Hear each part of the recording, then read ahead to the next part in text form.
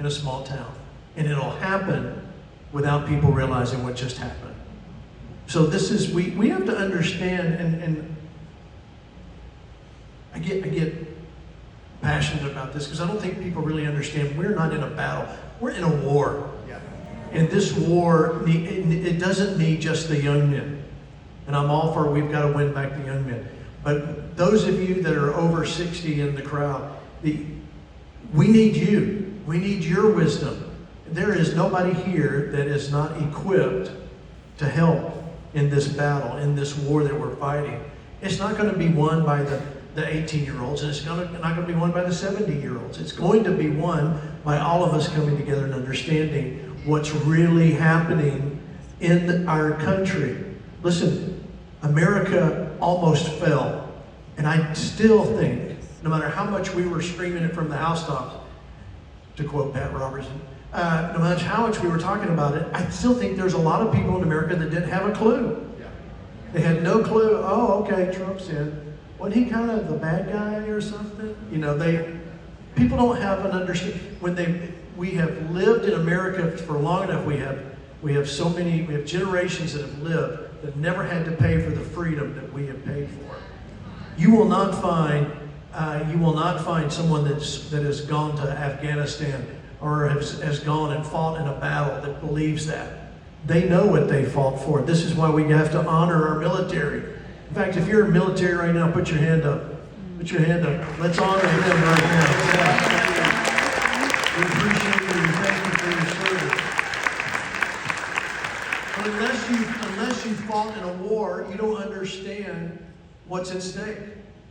This is why people love to talk about the greatest generation. Well, I'm telling you that I agree. It was a World War II greatest generation, but we still have the ability to this generation to be the greatest generation. That's right. And that's why we've got to stand up and take control of it. But it happens, we keep looking at it at the Washington, D.C. level, and we need to. But look at these little small races, these little small things, and let's get out of politics. Look at your school board who's trying to how did that happen? It seemed like overnight we suddenly had transgender, LGBTQ, and drag shows in our school. Did that happen that way? No, it was already happening. We just found out about it. And that's the truth. Because we backed out and go, well, my kids are older or my grandkids. You know, we have to understand what we're fighting. This is going to take us being engaged, not just sitting back waiting for somebody to tell us. But the waiting for somebody to tell us is the responsibility of the pastors and the rabbis and the priests in America to stand up and say, this is the way you vote, this is the way you do it, go do it. And have a voter registration in the lobby of the church. We have just a little bit of time. We have the Johnson Amendment that's been, executive order. We need that totally repealed, but we don't have that yet. So this is our time, pastors, leaders, ministers. You need to be talking about, and I'm saying name names. Vote for this person, vote for that person. You can do that. You can do that. Name them. And you call them out. Now they say, well, I just don't feel right. I just want to love everybody. Well, you can love everybody and end up with an Islamic nation that is running Christians and beheading them. Literally. Y'all don't understand what I'm saying. This is where all the marvels right here.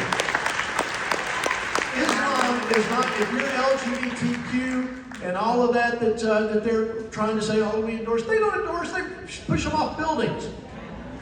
Am I right? Am I wrong? So listen, you got to understand here, this is for all that, and it's going to take you growing a backbone. That's the best Christian example that I can say.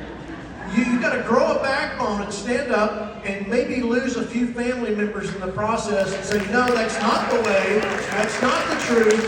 I believe in what the Bible says, and what the Bible says is this is the way we're going